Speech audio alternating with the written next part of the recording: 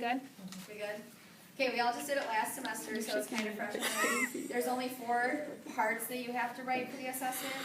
So basically what you actually need to do beforehand is you need to collect work samples. You need to pick a at-level student or above-level student, and then you need to pick a unique child. And it can be pretty much like last semester, any child that needs help or emotional or behavioral or something like that. Can your unique child be the low child still, or do they have to be different I think it children? can be the same, yeah, isn't it? The unique child and the low child can be the same child. Because last semester my unique child and my high child were the same. You have to have one low and one high, basically. Great. Okay, but, oh good lord, I'm not You gonna. have an IEP or be gifted. Okay. So right there needs to be a high and a low. Okay. But will that kind of screw you over in that kind of like to help them or whatever?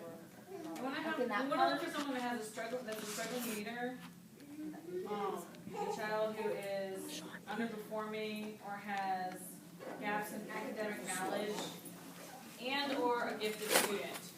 So, I mean, your gifted student could also lack in language, or might be gifted in math. You need 2. Yeah. I think the easiest would be to have one that is at level, does what needs to be done, and then a typical child, and then one unique issue. And if you can probably find one that has literacy issues, that would probably help, because it's related to all that. Somebody cut out the whole thing because I can't get the whole So, everybody and you in. have to do the only video. No, I don't. You have to give 2 kids, and then you have to have the permission forms for task 2. There you go. Still. And you have to record those kids like we did last semester, where you're working with them one-on-one. Yeah, you can either do it with a visual or audio. You don't have to do a video completely. You can do it audio. But basically, they need to be 7 minutes each, no more than 15 minutes together, I think it is. And it's you explaining to them what they did right, what they did wrong, how you can assess them. Okay, so that's all the stuff you need to get beforehand before you write anything. 3 work samples, literacy related probably would be good. 3 work samples, 2 videos, 2 children. Wait, so it also says observation notes. Yeah, you also need to get observation notes. I forgot about that. You can make an observation. Yeah. Can't those be like during different classes?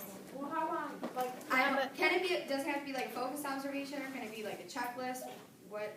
No, it should be an observation notes specifically about. So like a focused one on each individual child is what you need. so if we're teaching, we have full load of teaching, how do we take a full load of observation notes? When they're doing, You only need an observation for like 15 minutes. yeah, you Like say the students you're are doing teaching. it at their desk, or even if your teacher takes over for a moment, you can observe the students. Something that, what grade are you in? Okay, so does your teacher ever read a book to the kids? No. Does she ever do like, Do you have at your seat work? Do they do group work?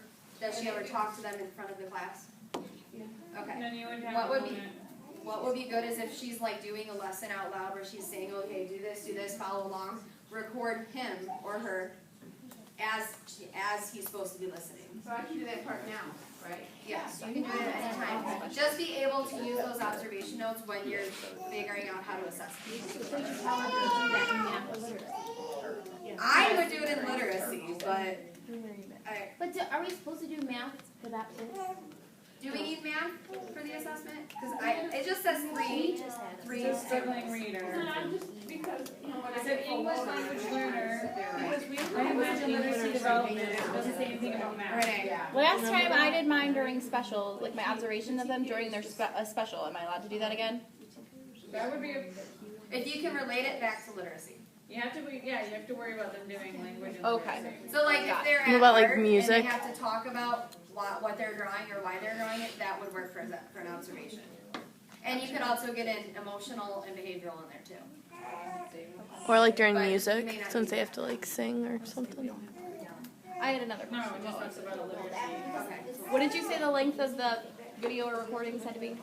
You working with the child 7 minutes each. No more than 7. Each No child. more than 7 minutes, 15 minutes total. Total. Just like the So like sitting down with them, No talking more about than 7. a paper that you went over. And the No observation more than 15. 7 probably plus 7 shouldn't is take more than 14. 15 minutes or you're gonna have way too much information. no more than 15 to 20 minutes. Because you have to do a focused observation on each child. Okay. Is everybody good so far? Alright, just, So I feel like I had you have another 2 question. kids, observation for each, video with each, and then 3 work samples from each. It also talks about providing evidence of children understanding the use of target vocabulary. So that's not necessary. Yeah. Is that an observation or is that? Taylor. Can you do a video of the two of them working together, like the high student and the low student working together, or no? Oh, I thought we still needed like as evidence. Like remember, like one of my videos for Ron's was like them working in a group with like base 10 blocks. For Like- your math evidence, right? Right, Okay. but not for like my like one-on-one. Right, yeah. So, cause like since I'm gonna do it during like my literacy, like if we have like read to someone for part of the daily 5, and if they were like partnered together. And what she was saying is vocab, you could jump in and say, oh yeah, student A used the words verb. Right, like they'd have different like reading levels, obviously. So I didn't know if like that would be okay. See how that would work, and then you could make it a 15-minute video. Right. But you'd have to be kind of with them to help them, because you're supposed to be like assessing them while you're. Okay. There you go. Okay, I have 2 questions. One, you might have said this. Do the work samples for each child have to be the same? I don't know. I don't think so. I don't think No. they have. You have It 3 it would make sense to do the to same. do the Yeah. same ones from the unit from task 1, which is why it all comes together. Okay. Which Jackie will explain that. And my other question was, oh, you might have just answered this too. For our like work sample evidence, we don't have to do a video. We just have to have the 2 clips of us discussing one of their work Right, samples. the work samples you have So to I have could do copies 3 of. like worksheets. Make or sure that you words. can get a copy of it, because it does need to be turned in with your paper. Oh, okay, just like okay. So get copies of your work samples, and then the 2 videos and the 2 observations. Gotcha. Thank you. Okay, when I did this, we had to collect the same work sample from all the students and then compare. That is another part. Okay, does everybody remember getting like STAR testing results or Dibbles or Rigby or any of that thing? You have to get some type of score or assessment from the whole class to determine where they are. So you can show that the unique child is very low or very high, and the typical student would be like right in range where he or she is supposed to be. So when you're writing your commentary, it'll say, student A is my typical child, he ranks 5th in the class because of this score. And then student B is unique, and his scores were this. Can we use that one, Making like, sense? Dibbles scores? You can use any type of assessment that was class, for the whole class. But it has to be like the same assessment. If we use it, do we show all the scores? Like the Dibbles scores and just Yes, write but you out have to all make the sure to other like students? block out the Right. names. See, like what I did, I just used a worksheet for the whole class, and As then I long just as made we a know chart. to the grade, that's fine. A lot of schools though, because it's the beginning of the year, have beginning of the year assessments, so you should be able to get it Well, yeah. really easily. Like my classes just did Dibbles, I think it was. Yeah. Jeff? you may have said this, and I may be tired, or maybe both. okay. We're focusing on academic, not social, emotional. No. Right. The As far as major making the child focus is unique. literacy for this whole thing. It As is long this. as you can relate everything back to literacy, then you're good. Okay, so if I had 2 So like kids, if one- you're doing math, the literacy component would be, they know what the term addition means, they know what the Sure. term subtraction is. No, from what I'm reading, I don't see any emotional. Okay, so then we don't have to do that whole, remember Ron had us do that big, complex thing? You Nothing do crazy like not that. have to do that parent questionnaire. That was from last semester. That's Cool. nothing related to TCA. That told me nothing. For like the Dibbles or whatever, can I do? It's okay if I do more than one because they have Dibbles and Star, and they actually the intervention specialists at my school put on like red, green, yellow, blue, and then they put them next to each other, Star, Dibbles, If you have I enough, just because you're only allowed do a to copy of submit that? just so much information. So if you are able to fit it in there, you can say, student A was typical, he scored the same here and here in both tests. Or you could say, the unique child, was really low in this test, but really high in this child, and this test, that's why he's unique. But don't we have to have, like, them compared to the whole class? Yes. So if I do, like, just the chart with, here's the star scores, here's the, That'd and I be good. block out everybody else's names, I can do that? Yeah. Okay. And then you can say, like, here's where his score is. Like last semester, I just scanned mine and put them on, and then I blocked out the names. Okay. So like we use data folders like that tracks their fluency, their DAR levels, their spelling tests, their like sight words. Like should I use like can I take my high student and my low student out of that group, or do I have to use like and copy those papers, or do I have to show everybody? If you can make a chart, then it would work. Okay. Like, even if you can take all that information and make a chart that says score for this, score for this, score for this, student 1 all the way down to 25, and then like highlight your students. Say that Okay. the student highlighted in pink scored these, student highlighted in yellow scored for these. Okay. Are you good, Renee? I don't know if this makes sense. I hope I'm answering these all right. Am I good so far? Okay. When picking my students, like I have a student who's like ED that I would think would be good for this, but I'm thinking to like when I do sit down and do like the one-on-one with him, I have no idea what he'll say. Is that okay? And then I just explain in the video, this is why. Because that's gonna go back to how he Okay. literacy and his scores. I would think that you would just need to link that information in with where he is and why he might say anything he is. Okay. Gotcha. I mean, if you can explain what you're trying to get the student to do and the best that you can, and then the student, I can imagine that. Because I remember last semester, I said, because you can't control What what their they say. responses Like, my are. kid, like, Should he I just get showed more that he fun didn't that get way? it, and Ron's like, okay, so you just show that he doesn't get it. And that's something that you can definitely explain. This is, Right? and the part of the assessment that's important in when you do the writing commentary, it does mention how you would change things and adjust them for each child and for the whole class. Yeah.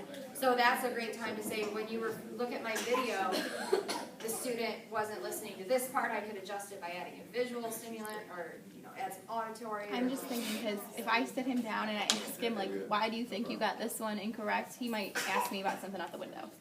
So that's something that you could say, well, he could be a kinesthetic learner.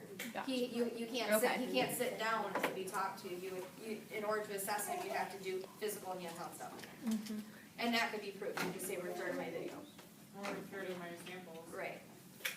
Okay. Thank So you. is everybody good with like the stuff you have to actually submit? Yeah, once I see it on the Commentary paper, I'll be good. itself is not allowed to be any more than 10 pages with the prompts. All of the other stuff is not included in the commentary. Okay. The commentary has 4 parts.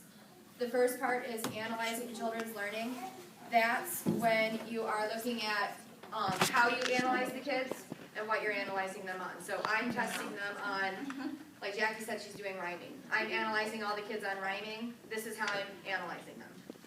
Okay, so that's the first part. You're explaining what you're doing. And that's also where you say, this is where all my kids are, and this is why I chose these 2. Taylor? Each tab has their own page limit, right? Like, okay. So like the second tab, the first tab was 10, the second one was 6, this one's 10. Okay, okay. Include our work samples, correct? Does not include anything but the actual content. Gotcha. So that's the first part. And in the first part, you're also introducing the kids. You're saying, this is the class data, and this is my kids, and this is why I Where's chose Rachel them. at when you need her? Okay, so that's the first part. The second part is where you refer to the information, like the work samples and the videos. So that's when you say, this is what I did to collect my information, and this is how I'm going to give them feedback, and this is what the feedback did. I'm gonna hold this camera for 15 Okay, minutes. so that's the second part. Good so far? Yeah. Yep. Keep going. Confused? Okay. And the third part is explaining how the kids could use their vocabulary, basically. That's all it is. What vocab did they use while you assess them? And the fourth part is where you use assessment, what I was saying to Renee, to further your teaching. So, But in number 3, it says also use video clips in task 2 to provide timeline reference references for language, so I mean, you might wanna also reference in some of the things that you were doing with the student at the time, and then the vocabulary they're using. But for 4, it kind of wraps it all up and you say, for the rest of the class, I would continue on and teach this, or I'm doing a correct assessment. And then the second part is what you would do for each child to extend their learning. And that's it.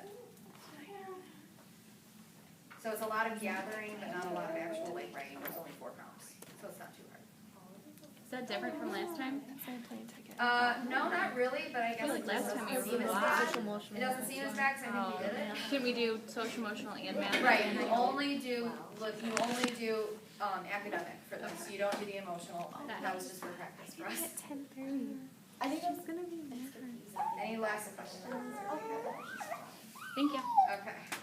Nailed it. Right. Round of applause.